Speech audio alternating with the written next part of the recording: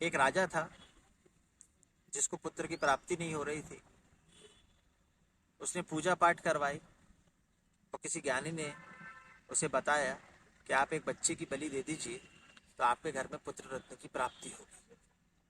राजा ने सैनिकों को भेजकर नगर में ढिंढोरा पिटवा दिया कि जो भी अपने पुत्र को मुझे बलि के रूप में देगा, मैं मुझे बहुत सारा धन दूंगा। एक परिवार में एक बालक था। उसके पिता ने उस बालक को राजा को बेच दिया। जब राजा ने पूछा कि बेटा तुम मेरे पास कैसे आए, तो पुत्र ने, उस बच्चे ने जवाब दिया कि मैं किसी काम का नहीं हूँ, इसलिए मेरे परिवार ने बलि के रूप में आपको मेरे को आपके पास भेज दिया। राजा ने उससे कहा कि बताइए आपकी अंतिम इच्छा क्या है। उसने कहा मेरी एक अंतिम इच्छा है कि आप एक रेत का ढेर मंगा दीजिए। राजा ने रेत का ढेर मंगाया। उस रेत के ढेर से उस बालक ने 4 घर बनाए।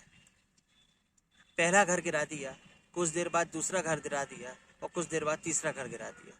चौथे घर के सामने वह बालक हाथ जोड़कर प्रार्थना करने लगा। राजा डर गया।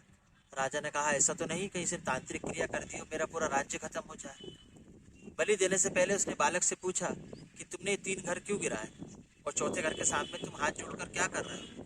तो बालक ने उत्तर दिया कि पहला घर मेरे परिवार का घर था, जिसमें मेरे माता पिता रहते थे और मैं उनके साथ रहता था।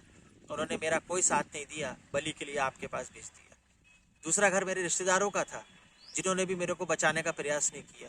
तीसरा घर आपका था, आप तो राजा थे, आपका तो काम है प्रजा को बचाना। राजा आश्चर्यचकित रह गया। उसने पूछा चौथा घर किसका है। उसने कहा चौथा घर मेरे भगवान का है।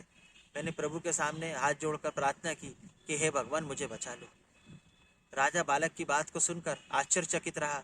उसने बलि का त्याग मन से निकाल दिया और उस बालक को ही अपने पुत्र के रूप में स्वीकार कर लिया और राज्य का राजा बना दिया। मित्रों, इस कहानी से ये शिक्षा मिलती है कि हमें ईश्वर पर पूर्ण विश्वास रखना चाहिए। भगवान कभी हमारे साथ गलत नहीं होने देगा, विषम परिस्थिति में भी बचाएगा। नमस्कार। चैनल को